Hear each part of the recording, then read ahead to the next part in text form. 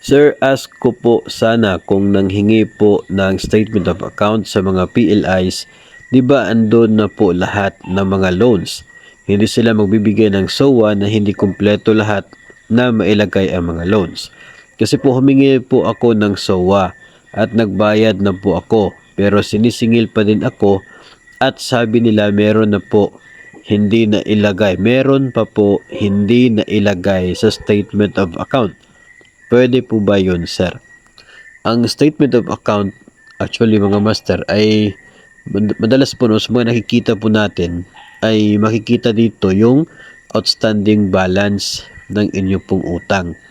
Mayroon pong outstanding balance of the principal amount at yung din pong balance ng interest, unpaid interest, na makikita po yun sa statement of account.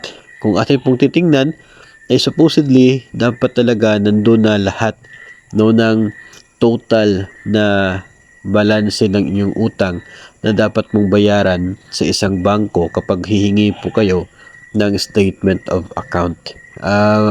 Nangyayari po yan, common po yan before nung panahon po ng GFAL, yung GSIS Financial Assistance Loan.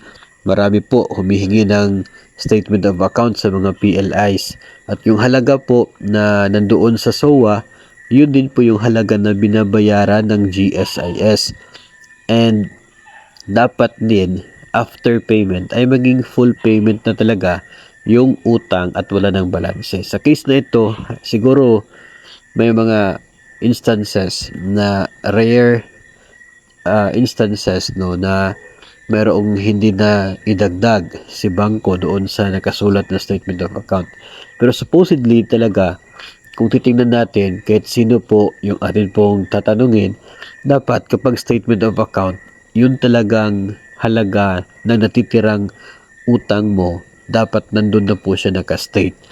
And hindi lamang po natin alam kung ano po yung rason ni PLI kung bakit hindi po nakalagay yung total, no, kung bakit after payment ng amount sa SOA ay sinasabing meron pa rin siyang utang itong kanilang borrower. No, siguro din po ay atin din pong alamin, no, kung reasonable enough ba yung hindi pag dagdag ng halagang iyon doon sa balanse ng statement of account na hiningi.